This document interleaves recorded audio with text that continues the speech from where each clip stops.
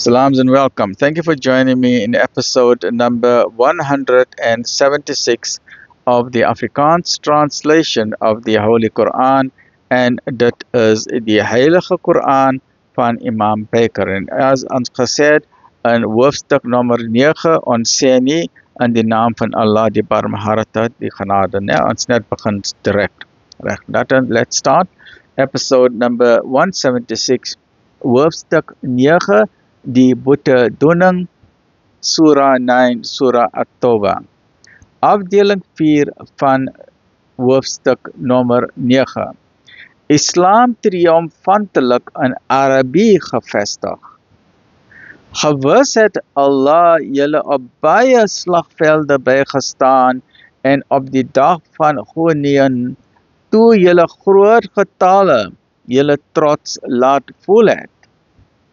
Maar julle niks gebaat het nie, en die aarde, ondanks sy uitgestrektheid, vir julle te nou geword het, toe julle al vlugtende moes terugval.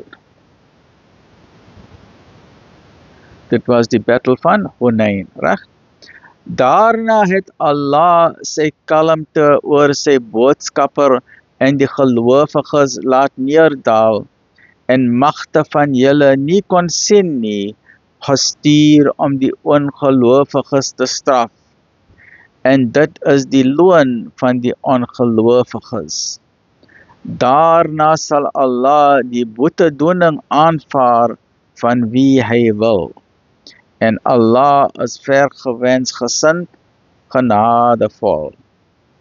O julle gelowiges, die heidene is beslis onrein.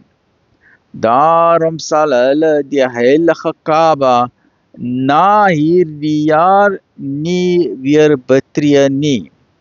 En as julle armoede vrees, dan sal Allah, as dit hom behaag, julle uit sy oorvloed verryk.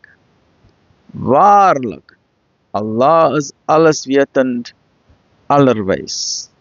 Beveg hulle wat nie in Allah en aan die laaste dag glo nie, en nie verbied wat Allah en sy boodskapper verbied het nie, en nie die godsdienst van die waarheid navolg nie. Tussen die mense aan wie die boek vroeër gegee is, totdat hulle die belasting ter erkentenis van voorrang betaal en hulle onderdanig is. Join me in episode number 177 of chapter 9 of the Heilige Quran. Alhamdulillah Rabbil Alamin.